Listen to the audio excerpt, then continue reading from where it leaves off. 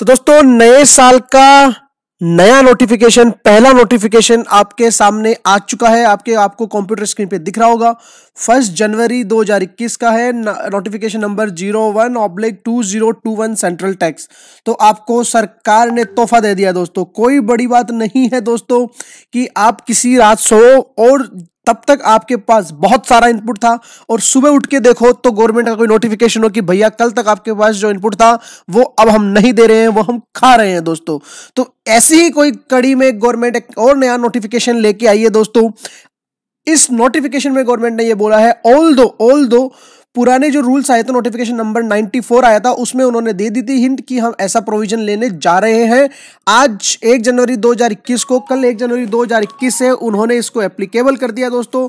क्या है नोटिफिकेशन? ये नोटिफिकेशन ये बोलता है कि अगर आपने पिछले 2 पीरियड की जीएसटीआर 3B नहीं भरी है, आप मंथली जीएसटीआर 3B फाइलर थे और आपने पिछले 2 पीरियड की नहीं भरी है, तो आप जीएसटीआर 1B फाइल नहीं कर पाओगे। जी हां, आपने एकदम सही सुना है।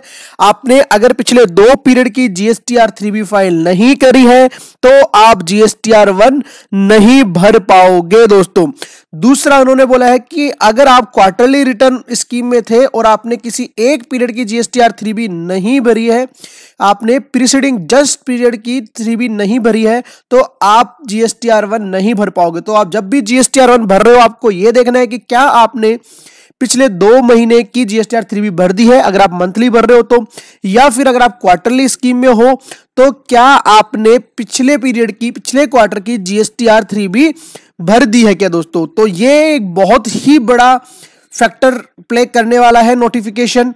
तो दोस्तों ये थी अपडेट। इसके साथ में इन्होंने एक और अमेंडमेंट डाला है, a registered person who is restricted from the using the amount available in electronic credit ledger to discharge his liability out towards tax in excess of 99% of such tax liability under Rule 86B shall not be allowed to furnish the detail of outward supply of goods or services both under Section 37 in Form GSTR 1 or using the invoice furnishing facility if he has not furnished the return in form GSTR 3B for proceeding tax period.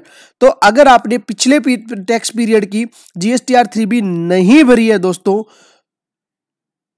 तो आप GSTR 1 नहीं भर पाओगे।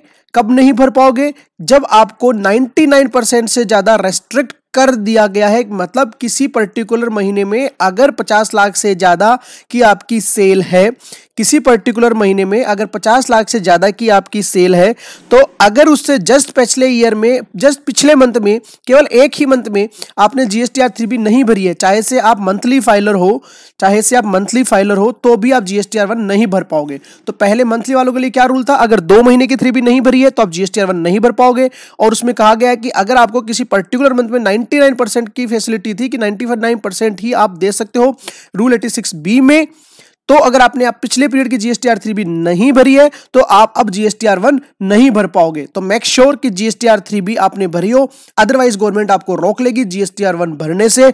और कोई बड़ी बात नहीं है दोस्तों, जीएसटीआर 1 में असेसमेंट के टाइम पे आपसे लेट फीस की पेनल्टी भी वसूल कर ली जाए दोस्तों।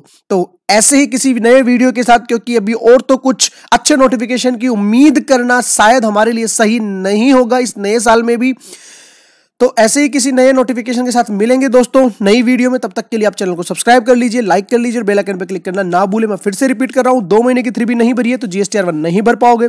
अगर आपको रेस्ट्रिक्ट किया गया है 99% इनपुट यूज करने से रूल 86B में, तो अगर आपने पिछले 1 महीने की 3B नहीं भरी है तो आप जीएसटीआर 1 नहीं भर पाओगे। अगर आप क्वार्टरली ऑप्ट कर ली थी आपने जीएसटीआर 3B, तो जस्ट पिछले क्वार्टर की आपने अगर 3B नहीं भरी है तो दोस्तों आप जीएसटीआर 1 नहीं भर पाओगे। तो जीएसटीआर 1 भरने से पहले आपको इन सब बातों का ध्यान रखना पड़ेगा। Thank you so much.